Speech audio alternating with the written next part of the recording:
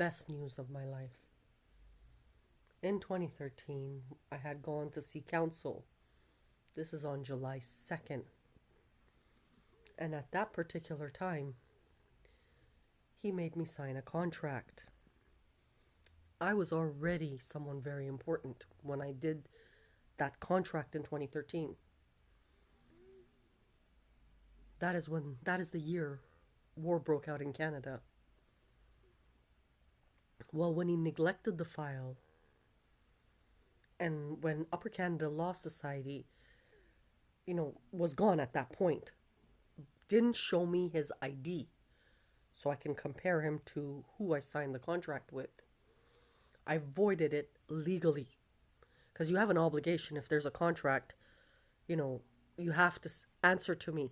If you don't answer to me, you have to answer to the courts. And if you don't answer, then it's fraud. I evidenced fraud to the Law Society and I annulled it.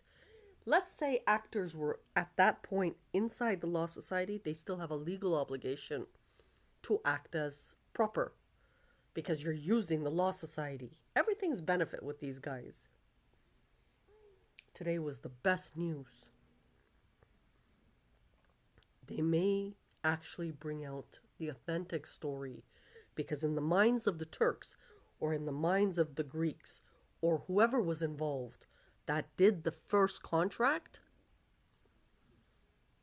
it belonged to them. So they did the story the way they heard bits and pieces of intel from here and there. By pulling it back now, we get our money, we get our movie rights, we get everything. Because the directive now comes from the authentic generator of the Sun collection, or the person. Why in 2013, when other intelligence agencies didn't know, Canada might have known, or vice versa, that this person was very, very important.